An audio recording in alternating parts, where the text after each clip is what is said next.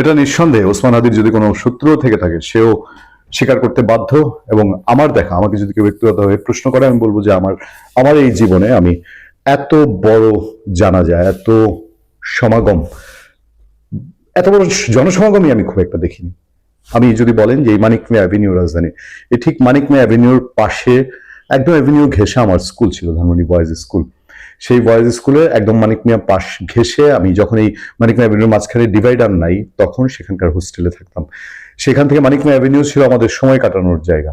আমার জীবনে তা তো শৈশবে দেখিনি নেই, আমার এই বয়স পর্যন্ত দেখিনি। আপনারা অনেকেই বলেন যে 1971-এর রাজাকার গোলাম আজম, জামাত ইসলামীর সাবেক আমির, তার জানাজা ইতিহাসে অনেক বড় জানাজা হয়েছিল নিঃসন্দেহে, বা হোসেন মোহাম্মদ এরশাদ বা আরো রাষ্ট্রীয় অনেক গুরুত্বপূর্ণ মানুষ বিদায় নিয়েছেন। অনেকের জানাজা সংসদ ভবনে মধ্যে এসেছে, শ্রদ্ধা জানানো হয়েছে, সংসদ প্লাজায় এসছে, অনেক বড় বড় ডাকসাইটে নেতাদের, ইতিহাস খ্যাত নেতাদের, কিন্তু এত মানুষ দেখিনি। কিন্তু এই জানাজায় অংশ নেওয়া সবাই কি জুলাই বিপ্লবী বা জুলাই বিপ্লব ধারণ করে, বাংলাদেশ ধারণ করে, নাকি এই যে যারা এই জানাজায় অংশ নেওয়ার পর একটা পবিত্র জায়গা, পবিত্র একটা নামাজ, প্রত্যেক মানে কোনো মুসলমান যদি এই দুর্ভাগ্য হয় যে যার জানাজার নামাজ জোটে না, তার চেয়ে দুর্ভাগ্য আর কিছু নেই। সেই জানাজার নামাজে অংশ নিয়ে তারা উচ্ছৃঙ্খলতায় লেগে গেল।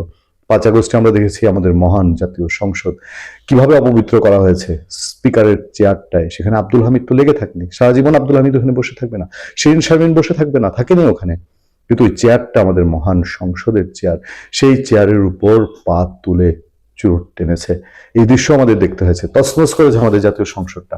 আজকে আবার সেই ঘটনার পুনরাবৃত্তি ঘটাতে চেয়েছিল, আজকে আবার সেই বিপ্লবের নামে। সেখান থেকে কোনো প্ল্যান ছিল আজকে যদি আমাদের সেনাবাহিনী উপস্থিত না থাকতো। সেই সেনাবাহিনী, পুলিশ তো আমরা দেখছি যে ভিড় ঠেলে পুলিশের পাশ দিয়ে, দাঙ্গা পুলিশ ব্যাটালিয়ন যারা ছিল তাদের পাশ দিয়ে গিয়ে এত মানুষ পুলিশ ঠেকাবে কিভাবে? শুধু পাহাড় হয়ে যদি সেনাবাহিনীর সদস্যরা উপস্থিত না থাকতো, তাহলে আজকে আরেকটা 5 আগস্ট দেখতে হতো না? আজকে আরেকটা কি লঙ্কা কাণ্ড ঘটাতো দেশের জন্য? কি ভয়াবহ পরিস্থিতি এরা তৈরি করতে চেয়েছিল? তাদেরকে কি আইনের আওতায় আনা হবে?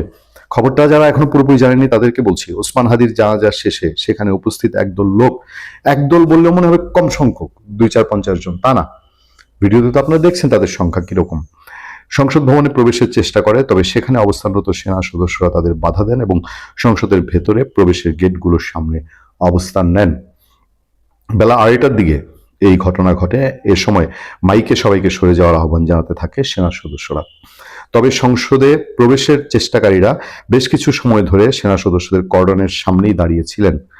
সেখান থেকে ধীরে ধীরে লোকজন সরে শাহবাগের দিকে যাচ্ছিল। শাহবাগ থেকে তারপরে তারা একটা আলটিমেটাম দিয়েছে। বাংলাদেশের মানুষের সৌভাগ্য, কপাল ভালো যে আজকে কোনো বিশ্রী অবস্থার মুখোমুখি দেশকে হতে হয়নি। যেসব কথা শোনা গিয়েছিল তারা যে লঙ্কা কাণ্ড করবে, এক ওসমান হাদির মৃত্যুর লাশের উপর দিয়ে তারা কি করতে চেয়েছিল এই দেশটাকে, তারা কতটা ওসমান হাদিকে ধারণ করে। যারা ওসমান হাদির জন্য সত্যিকার অর্থে এই যে আবেগ আপ্লুত লক্ষ মানুষ ওখানে গিয়েছে, তারা কি সবাই এগুলোতে জড়িয়েছে? তারা কি সবাই চায় এই ঘটনাগুলো হোক? কখনোই না। ফলে মানুষের মধ্যে এদেরকে নিয়ে যে আতঙ্কের দানা বেঁধেছে, তারা কি এত সহজে এখানে থেমে যাবে? না একটার পর একটা উসিলা খুঁজতে থাকবে তাদের যে মিশন, যে টার্গেট নিয়েছে তারা, সেই টার্গেট ফিল আপ করার জন্য? আমরা নিশ্চয়ই এটার ভেতর ভেতর যদি কোনো সেনাবাহিনী না থাকলে আজকে আরেকটা 5 আগস্ট ঘটারও থাকে, শিথিলতা থাকে, সেইটা মোকাবেলার জন্য আমাদের সরকার যথেষ্ট ব্যবস্থা নিবে, সেই প্রত্যাশা নিয়ে শেষ করছি। ভালো থাকবেন, সুস্থ থাকবেন। আপনাদের সাথে আমি আতিক রহমান, পূর্ণিয়া।